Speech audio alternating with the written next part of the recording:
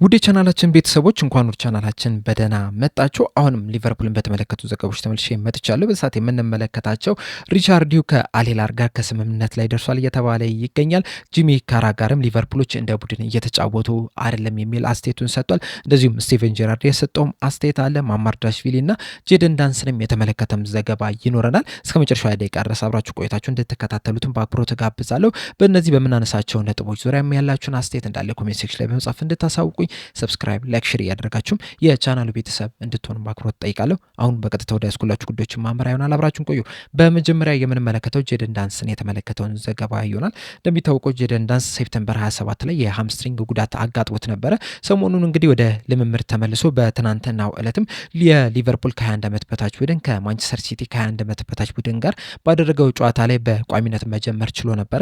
ነገር ግን ደግሞ 29ኛው ደቂቃ ላይ የህመም ስሜት ስለተሰማው ከሜዳ ተቀይረው ሊወጣ ችሏል። ላይ ባለው መረጃ መሰረት ጄደን ዳንስ ድጋሚ የሃምስትሪንግ ጉዳት አጋጥሞታል ነው እየተባለ የሚገኘው።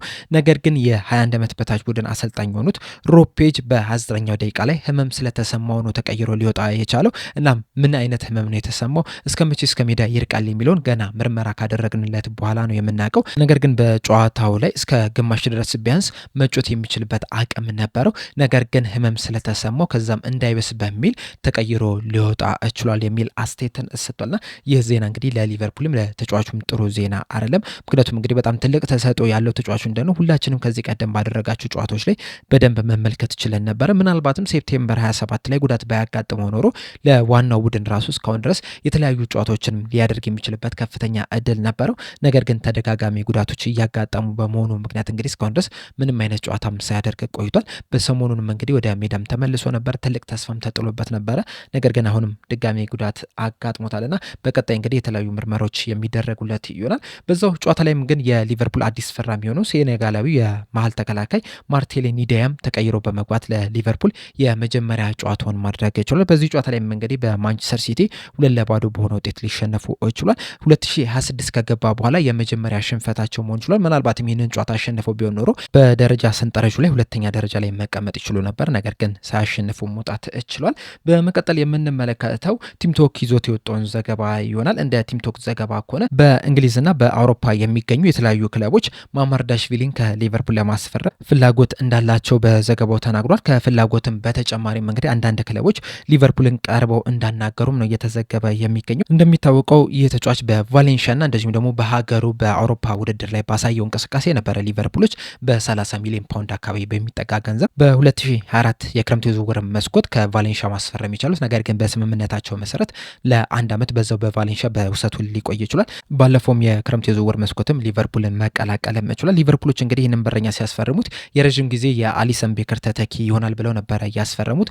በዚህ ሲዝንም እንግዲህ ብዙ ጨዋታዎችን ያደርጋል ተብሎ ተጠብቆ ነበረ። ቢያንስ በኤፍኤ ካፕ፣ በካራባኦ ካፕ እንደዚሁም ደግሞ በፕሪሚየር ሊጉም አንዳንድ ጨዋታዎች ላይ ይሰለፋል የሚል ግምት ነበረ። ነገር ግን የተጠበቀውን ያህል ብዙ ጨዋታዎችን አልተጫወትም። እንደው በፕሪሚየር ሊጉና በሻምፒየንስ ሊጉም የመጫወቻ እድል ያገኘው አሊሰን ቤከር ጉዳት ላይ በነበረበት ሰዓት ነው እንጂ ከጉዳት ነጻ በሆነበት ሰዓት ማማርዳሽቪሊ በእነዚህ ውድድሮች ላይ የመጫወቻ እድል አልተሰጠው። እንዲሁም ሰሞኑን ራሱ በነበረ የኤፍኤ ካፕ ጨዋታ ላይ ራሱ ይህ በረኛ እንዳይጫወት ነው የተደረገውና አንደኛው ሌሎች ክለቦች ይህንን ተጫዋች ለማስፈረም ፍላጎት ያሳዩትም በዚህ ምክንያት ነው። ሌላኛው ምክንያት ደግሞ በቅርቡ እንግዲህ ሊቨርፑሎች የአሊሰን ቤከር ኮንትራታቸውን ማራዘማቸው አይዘነጋም። አንዳንድ መረጃዎች እንደተናገሩት ከሆነ ሊቨርፑሎች የአሊሰን ቤከርን የአንድ ዓመት የማራዘሚያ ኮንትራት አማራጭ አላቸውና ያንን አማራጫቸውን የተጠቀሙት የሚሉ ናቸው እየተመለከተን የሚገኘው። አንዳንድ ዘገቦች ደግሞ ምናልባትም ከዛም የበለጠ ጊዜ በሊቨርፑል እንዲቆይ ኮንትራት አራዝመውለታል ነው እየተባለ የሚገኙና ለምን ያህል ጊዜ በሊቨርፑል ይቆያል የሚለው ነገር እስካሁን አልተረጋገጠም። ዋነኛው ነገር ግን ቢያንስ ለቀጣይ ዓመት በሊቨርፑል የሚቆይ ይሆናልና አሊሰን ቤከር ደግሞ በሊቨርፑል እስካለ ድረስ ጉዳት እስካላጋጠመው ድረስ ማማርዳሽቪሊ በቋሚነት ይጀምራል ተብሎ አይጠበቅምና በእነዚህ ምክንያቶችም ነው ሌሎች ክለቦች ይህንን ተጫዋች ከሊቨርፑል ለማስፈረም ፍላጎት ያሳዩት እየተባለ የሚገኘው እና ምናልባትም በረኛውም ራሱ በክረምት የዝውውር መስኮት ክለቡን ለመልቀቅ ፈቃደኛ ሊሆን የሚችልበት እድል አለ እየተባለ ይገኛል። ዘንድሮ እንግዲህ አሰልጣኝ አርነ ስሎት የተለያዩ ስህተቶችን እየሰሩ ነው የሚገኙት። ከነዚህ ስህተቶች መካከል ደግሞ ለተጫዋቾች የመጫወቻ እድል አለመስጠታቸው ነው። እናም አንደኛው የመጫወቻ እድል ያልተሰጠው ተጫዋች ደግሞ በረኛው ማማርዳሽቪሊ ነው። በየርገን ክሎፕ ጊዜ እንግዲህ እንደምታስታውሱት የኤፍኤ ካፕ እና የካራባኦ ካፕ ጨዋታዎች ሙሉ ለሙሉ ይሰጥ የነበረው ለኪቪን ኬለር ነው። ገና በወጣት በወጣትነቱ ራሱ ለፍጻሜ ጨዋታዎች ላይ በበረኝነት ሲገባ ተመልክተነው ነበረ። ነገር ግን በዚህ ሲዝን አሰልጣኝ አርነ ስሎት በኤፍኤ ካፕ ጨዋታዎች ላይ ሁላ አሊሰን ቤከርን እያስጀመሩት ነው የሚገኙት። በቅርቡ እንኳን ከቮልቭስ ጋር በነበረ ጨዋታ አሊሰን ቤከር ነበረ በቋሚነት መጀመር የቻለውና ያ ነገር ተጫዋቾችን እየጎዳ ነው የሚገኘው። ብቃታቸውን እንዳያሳዩ እያደረገ ነው የሚገኘው። በረኛው ላይ ብቻ አይደለም፣ ሌሎች ቋሚ ተጫዋቾች ላይ ራሱ ይሄ ነገር በተደጋጋሚ እየተመለከትን ነው የምንገኘው። የርጋን ክሎፕ ቢኖሩ ኖሮ ምናልባትም እነ ፌዴሪኮ ኬዛ፣ እነ ከርትስ ጁንስ እንደዚሁም ሌሎችም ተጫዋቾች ከዚህ የበለጠ የመጮቻ እድል ይሰጣቸው ነበረ። እንደዚሁም ወጣት የሚባሉ ተጫዋቾች እነ ትሬ ናዮኒ፣ እነ ሞሪሰን፣ እነ ሪዮ እንጉማም ከዚህ የተሻለ የመጮቻ እድልም ሲሰጣቸው ልንመለከት ነበረ። ነገር ግን አሰልጣኝ አርነ ስሎት ያንን ነገር እያደረጉ አይደለም። በዛ ምክንያትም እንግዲህ የተለያዩ ተጫዋቾች በክረምቱ የዝውውር መስኮት ሊለቁ የሚችሉበት እድል አለ። ከነዚህ መካከልም እንግዲህ አንደኛው በረኛው ማማርዳሽቪሊ ነው። በዚህ ዙሪያ እንግዲህ ያላችሁን አስተያየት እንዳለ ኮሜንት ሴክሽን ላይ በመጻፍ አሳውቁኝ። በመቀጠል የምንመለከተው ስቴቨን ጄራርድ የሰጠውን አስተያየት ነው። በቅርቡ እንግዲህ ከቲኤንቲ ስፖርት ጋር የአንፊልድ ጉብኝት ነበራቸውና በዛ ጉብኝት ላይ እንግዲህ የተለያዩ አስተያየቶችን ሲሰጥ ተደምጧል። እነዚህን አስተያየቶች ስንመለከት ይህንን ክለብ በጣም ነው የምወደው፣ ተጫዋቾችን በጣም ነው የምወደው፣ ከክለቡ ጋር ቁርኝት ያላችሁን ሰዎች እንዳለ በጣም ነው የምወደው። ይህ ክለብ ለኔ በጣም ልዩ ክለብ ነው። አንፊልድም ለኔ በጣም ልዩ ቦታ ነው። ሁልጊዜም ወደ አንፊልድ ስመጣ ጨዋታም ለማየት ይሁን እንደዚሁም በፐንዴትነት ወይም ደግሞ በተንታኝነት ስመጣ ሁላ በጣም ነው ደስታ የሚሰማኝ። አሁን ላይም በተጫወትኩኝ ተመልሼ ወደ ኋላም ለዚህ ክለብ በድጋሚ በተጫወትኩኝ የሚል ስሜት ነው የሚሰማኝ። እናም ሁልጊዜም ለዚህ ክለብ መጮት በጣም ነው የሚናፍቀኝ። እንደዚሁም አሁን ላይ እንግዲህ አንፊልድ 15000 ተጨማሪ ደጋፊዎችን የመያዝ አቅምን ይዟል። ይህም ማለት እንግዲህ በዚህ ሰዓት ከ60000 በላይ ደጋፊ በዚህ ስቴዲየም ላይ ይታደማሉ። ያም ማለት እንግዲህ ድጋፉ ራሱ ከዛም የበለጠ ከድሮም የበለጠ በጣም አስደናቂ ነው የሚሆነውና አሁን ላይ ባሉት ተጫዋቾች በጣም ነው የምቀ ነው። እዚህ ስቴዲየም ላይም በተጫወትኩ ብዬ ሁሌም እመኛለሁ የሚል አስተያየቱን ሰጥቷል። አያይዞን በሰጠው አስተያየት ሊቨርፑል እንግዲህ ሁልጊዜም ዋንጫ የሚያሸንፍ ቡድን ነው። ዲኤንኤውም ዋንጫ ማሸነፍን ነው። አሁን ላይም ያሉት ተጫዋቾች ይህንን ነገር ሊያስቀጥሉ ይገባል። በየጊዜው ዋንጫ ስለማሸነፍ ሊያስቡ ይገባቸዋል። በተጨማሪም እንግዲህ እነዚህ ተጫዋቾች በሊቨርፑል የመልበሻ ክፍል ውስጥ በመሆናቸው ደስታ ሊሰማቸው ይገባል።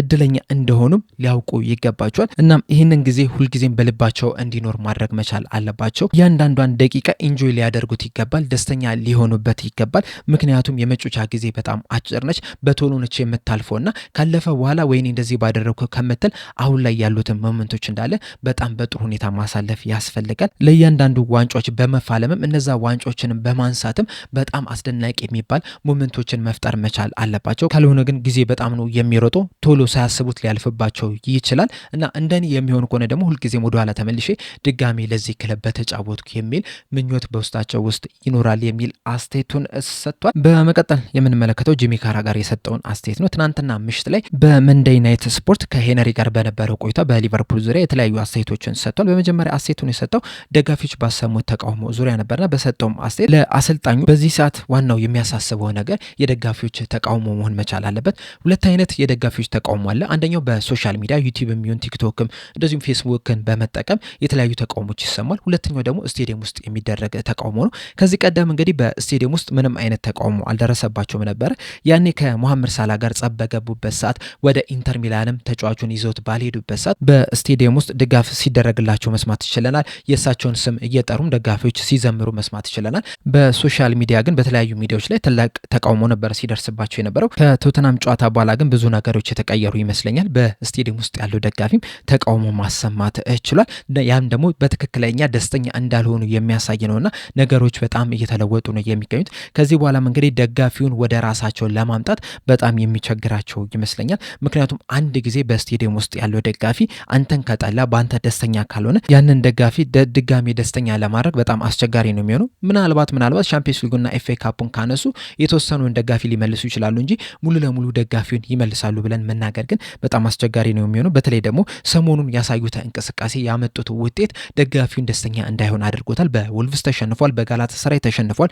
እንደዚሁም ደግሞ ከቶተናም ጋርም አቻ በሆነ ውጤት ነው ማጠናቀቅ የቻሉትና ባዩት ነገር ደስተኛ አይደሉም። በተመዘገበው ውጤትም ደስተኛ አይደሉም። በዛ ምክንያትም እንግዲህ ደጋፊ ተቃውሞን እያሰማ ነው የሚገኙና ያንን ነገር ደግሞ መመለስ በጣም አስቸጋሪ ነው የሚሆነው የሚል አስተያየቱን ሰጥቷል። በተጨማሪም በሊቨርፑል ችግር ላይ በሰጠው አስተያየት የሊቨርፑል ችግር በዚህ ሰዓት በጣም ብዙ ናቸው። የተለያዩ ነገሮችን ማንሳት እንችላለን። የተለያዩ ነገሮችም ተሞክሯል።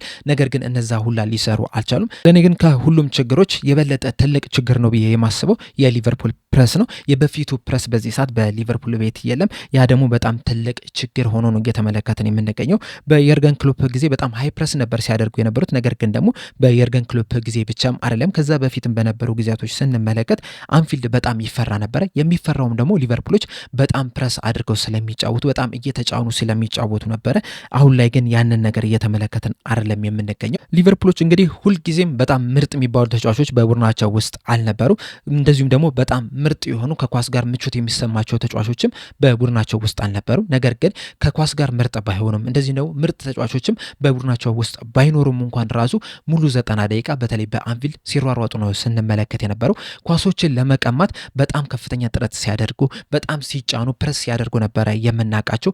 ደጋፊዎችም ዝም ሲሉ አይደለም የምናውቃቸው። ሙሉ ድጋፋቸውን ሲሰጡ፣ ተጫዋቾችም ሙሉ ያላቸውን ነገር ሲሰጡ ነበረ ስንመለከት የነበረው። አሁን ላይ ግን ያንን ነገር እየተመለከትን አይደለም ከሊቨርፑል። እናም ያም ለሊቨርፑል በዚህ ሰዓት ለገቡበት ችግርም በጣም ትልቁ ችግር ነው ብዬ ነው የማስበው የሚል አስተያየቱን ሰጥቶ አያይዞን በሰጠው አስተያየት በዚህ እንግዲህ በተደጋጋሚ ራሴን ስጠይቅ ነበረ ለሊቨርፑል ችግር ተጠያቂው ማን ነው?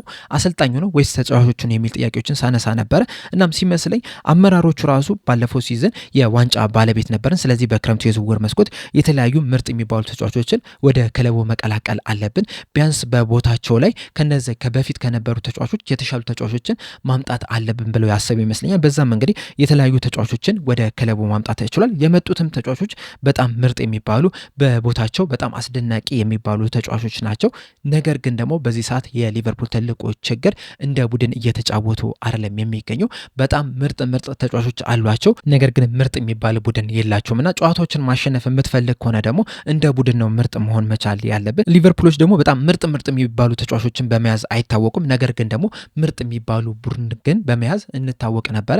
በዚህ ሰዓት ግን ያንን ነገር እየተመለከትን አይደለም የምንገኘው የሚል አስተያየትን ሰጥቷል። በዚህ ዙሪያ እንግዲህ ያላችሁን ሀሳብ እንዳለ ኮሜንት ሴክሽን ላይ በመጻፍ አሳውቁኝ። በመጨረሻ የምንመለከተው ሪቻርዲዮን የተመለከተውን ዘገባ ይሆናል። የሳውዲ ጋዜጠኛ የሆነው አህመድ አልጃይ በኤክስ ገጹ እንደጻፈው ዘገባ ከሆነ ሪቻርዲዮና አልሂላሎች በቃል ደረጃ ከስምምነት ላይ ደርሰዋል እያለን ይገኛል። አሁን ላይ የሚቀረው ፌርማውን ማኖር ብቻ ነው። ልክ ፌርማውን እንዳኖረ የእሱ አሲስታንቶች ወይም ደግሞ የእሱ አጋዦች ስራቸውን በይፋ የሚጀምሩ ይሆናል። ከዛም በክረምቱ የዝውውር መስኮት አልሂላልን የሚቀላቀል ይሆናል የሚል ዘገባን ይዞልን ወጥቷል። እንደሚታወቀው ሪቻርዲዮ ጁን 2024 ላይ ነበረ ሊቨርፑልን መቀላቀል የቻለው። በበርንሞዝም እያለ ከአሰልጣኝ የርገን ክሎፕ ወደ አሰልጣኝ አርነ ስሎት በጣም ስሙዝ የሆነ ቅያሬ እንዲኖር እንግዲህ ማስደረግ ችሎ ነበረ።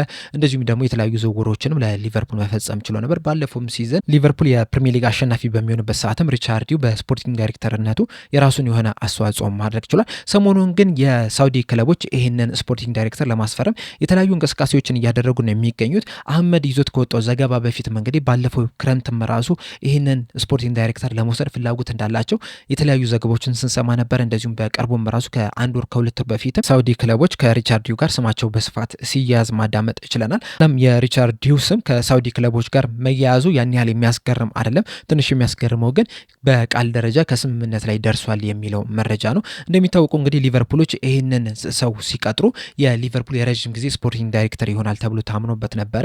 እንደዚሁም በሱ ስርም እንግዲህ የተለያዩ ተጫዋቾችን ማስፈረም ችሏል። እንደዚሁም ከዚህ በኋላም ሊቨርፑሎች በጣም አስደናቂ የሚባል ቡድንን ሲገነቡ ይህም ሰው በስፖርቲንግ ዳይሬክተርነቱ ትልቅ ሚናን ይጫወታል በሚል ነበረ ማምጣት የቻሉት። አሁን ላይ ግን ስሙ ከሳውዲ ክለቦች ጋር በጣም በስፋት እየተያዘ ነው የሚገኘው። እንደዚሁም በሊቨርፑል የሚያቆየው ኮንትራት ራሱ ሊጠናቀቅ የጥቂት ወራቶች ጊዜ ብቻ ነው የቀረው። የአንድ ዓመትና የሁለት ወር 3 ወር ጊዜያቶች ብቻ ነው የቀሩት። ይህ ማለት እንግዲህ ከ18 ወር በታች ነው ጊዜ የቀረው።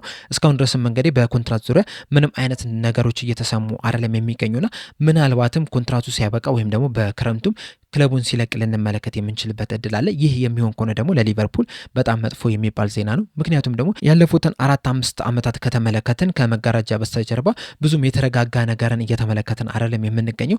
የተለያዩ ስፖርቲንግ ዳይሬክተሮች መጥተው የተለያዩ ስፖርቲንግ ዳይሬክተሮች ሲለቁ እየተመለከትን ነው የምንገኘውና ይህ ያለመረጋጋት ደግሞ ክለቡ ላይ በጣም ከፍተኛ ተጽዕኖ ይፈጥራል። ቡድኑ ላይም በጣም ከፍተኛ የሚባል ተጽዕኖ ይፈጥራል። ምክንያቱም ስቴብል የሆነ አመራር ሲኖር ነው ቡድኑም የተሻለ ነገርን ማሳካት የሚችለው። የተሻለ የሚባሉ ውሳኔዎችንም ማስተላለፍ የሚችለውና ያ ነገር የማይፈጠር ከሆነ ግን ቡድኑ ላይ በጣም ከፍተኛ ተጽዕኖ ይኖራል። ምናልባትም እንግዲህ ሪቻርድ ከአልሂላሎች ጋር ንግግር መጀመሩን ተከትሎ ሊሆን ይችላል አሰልጣኝ አርነ ስሎትን እስካሁን ድረስ ያላባረረውና የራሱ የሆነ ተጽዕኖ ይኖረዋልና ይህንን ዜና እንግዲህ በጣም በትኩረት መመልከት ያለብን ይመስለኛል። እናንተስ ሪቻርድ በሊቨርፑል የሚቆይ ይመስላችኋል ወይስ ወደ ሳውዲ ሊግ የሚያመራ ይመስላችኋል? ሀሳባችሁ እንዳለ ኮሜንት ሴክሽን ላይ በመጻፍ አሳውቁ። ለአሁን እኔ እዚህ ላይ አበቃው። እስከ መጨረሻዋ ደቂቃ ድረስ ስለተከታተላችሁኝ ከልብ አመሰግናለሁ። በቀጣይ በሌላ ፕሮግራም እስከምንገናኝ ድረስ ሰብስክራይብ፣ ላይክ፣ ሼር ማድረግ እንዳትረሱ። ቸር ያቆየን።